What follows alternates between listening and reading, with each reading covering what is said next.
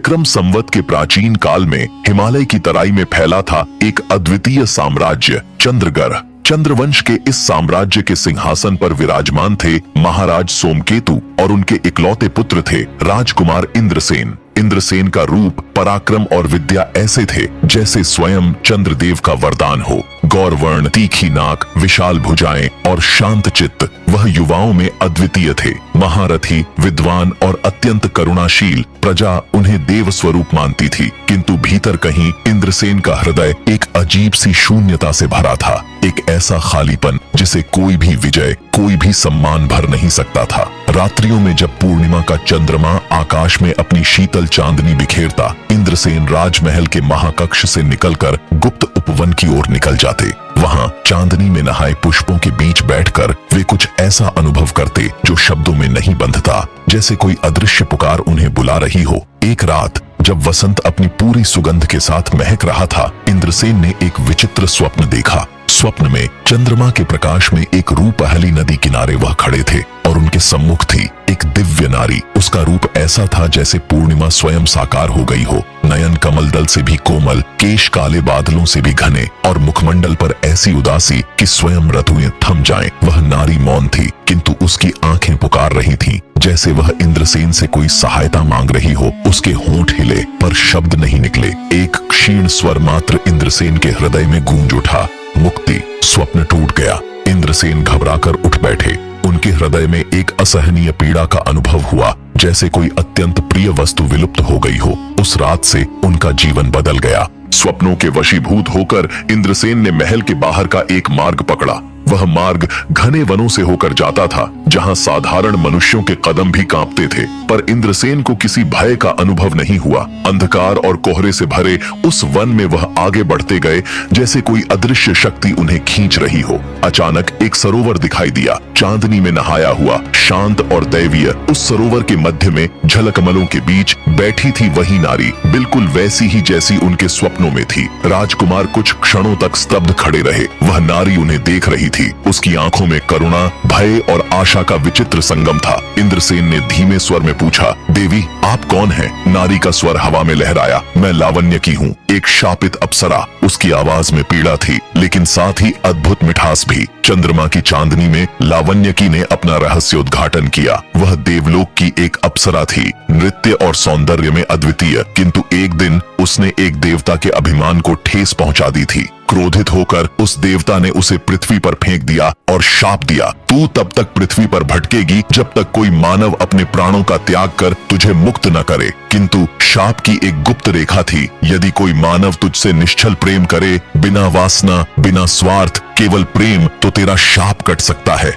लावण्यकी ने असंख्य युग पृथ्वी पर भटकते बिताए थे, मानवों की वासना, भय और स्वार्थ से त्रस्त। अब किसी कारणवश इंद्रसेन के सम्मुख वह प्रकट हुई थी। इंद्रसेन का हृदय गहन करुणा से भर उठा। उनकी आंखों में कोई लोभ नहीं था, कोई वासना नहीं, केवल निर्मल प्रेम और सहानुभूति थी। लावण्यकी, उन्होंने कहा, मैं तुम्हें मुक्त करूंगा, चाहे मुझे इसके लिए स्वयं मृत्यु का वरण ही क्यों न करना पड़े। लावण्यकी के नयन जल से भर आए। वह कुछ कह न सकी, केवल हाथ जोड़कर झुक गई। परंतु प्रकृति इतनी सरल नहीं थी। उस क्षण आकाश में बादल घिर आए, वायु में अजीब सी गंध भर गई, सरोवर के जल में विक्षोभ उठने लगा। वन से एक रहस्यमयी आकृति प्रकट हुई, एक वृद्ध ऋषि जिनकी आंखों में अग्नि थी। इंद्रसेन, उनकी वाणी गड़गड़ाई, क्या तुम समझते हो कि यह सरल है? एक अप्सरा का शाप मानव की मृत्यु से नहीं कटता, यह तो प्रारब्ध की अग्नि से तपकर ही टूट सकता है। ऋषि ने चेतावनी दी, यदि तुमने यह पथ चुना तो तुम्हें देवलोक, पाताल और पृथ्वी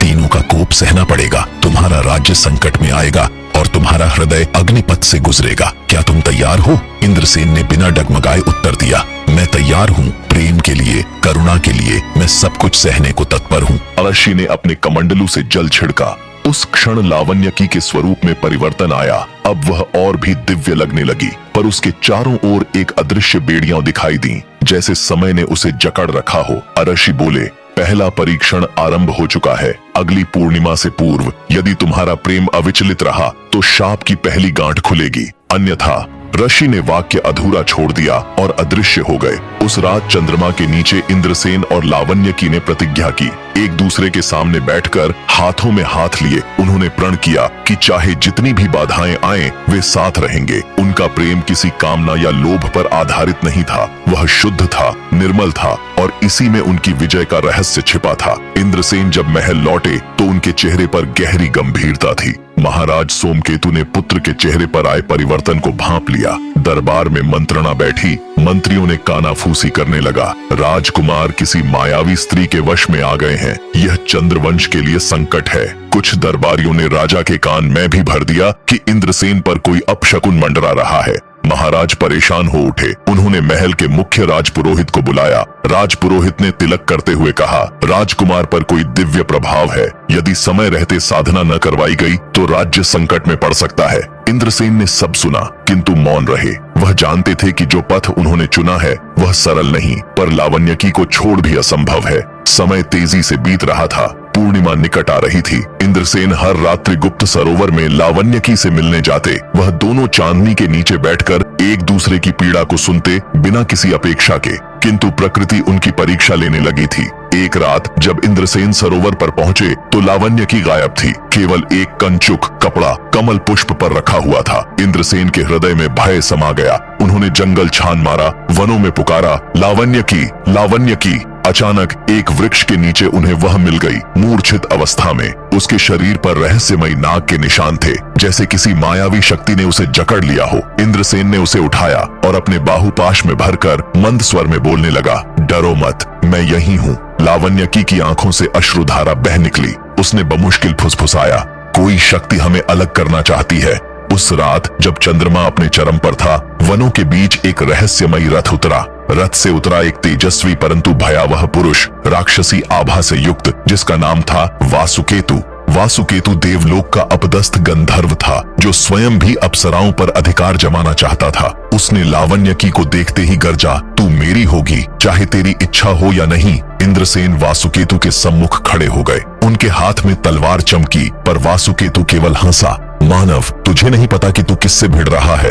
वासुकेतु ने जादुई मंत्रों से एक घना अंधकार फैलाया। इंद्रसेन ने अपने ध्यान और साहस से उस अंधकार को चीरते हुए तलवार चलाई। भयंकर युद्ध हुआ, तलवारें टकराईं, वायु कांप उठी, वृक्ष झुकने लगे। पर इंद्रसेन के भीतर प्रेम की शक्ति थी। उनका हर वार लावण्यकी के प्रति उनकी प्रतिज्ञा से ऊर्जा मिल रहा था। अंततः वासुकेतु घायल होकर भाग निकला, यह कहते हुए, मैं लौट कर आऊंगा और तब तुम्हारी हार निश्चित होगी। युद्ध के बाद सरोवर के किनारे बैठकर लावण्यकी ने अपना मन खोलकर इंद्रसेन के सामने रखा। उसने बताया कि वासुकेतु वही देवता था जिसने उसे शापित किया था। वासुकेतु ने लावण्यकी से विवाह करना चाहा था, पर लावण्यकी ने इनकार कर दिया था। प्रेमहीन संबंध से वह घृणा करती थी। अपमानित वासुकेतु ने उसे पृथ्वी पर गिरा दिया था। अब वह पुनः उसे अपना बनाना चाहता था। छल, बल और आतंक से इंद्रसेन ने उसका हाथ थामा और कहा, मैं तुम्हें किसी भी दुष्ट से बचाऊंगा, तुम अब अकेली नहीं हो लावण्यकी। लावण्यकी ने अपनी आंखें मूंद लीं।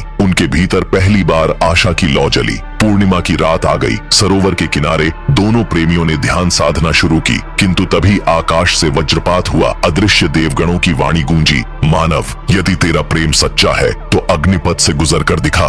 सरोवर का जल उबलने लगा, धरती फटने लगी। इंद्रसेन के चारों ओर अग्नि का वलय बन गया। अब उसे नंगे पांव उस अग्निवृत्त से निकलकर लावण्यकी तक पहुंचना था। इंद्रसेन ने बिना डरे पहला कदम बढ़ाया। अग्नि उनके चरणों को जला रही थी, पर वह रुके नहीं। प्रेम की शक्ति, करुणा की पुकार उनके भीतर एक अमोघ संकल्प बन गई थी। तीव्र वेदना के बावजूद उन्होंने अग्निवृत्त पार किया और लावण्यकी का हाथ थाम लिया। उसी क्षण आकाश से फूलों की वर्षा होने लगी। एक दिव्य स्वर गूंजा, प्रथम गांठ खुली, अब अंतिम परीक्षा शेष है। किंतु वासुकेतु चुप नहीं बैठा था। उसने पृथ्वी के सबसे शक्तिशाली मायावी साधक कृपाचल तांत्रिक को बुलाया। अब षड्यंत्र और भी गहरा था। कृपाचल ने अपनी काली साधना से इंद्रसेन के महल में भय और विद्रोह का बीज बो दिया।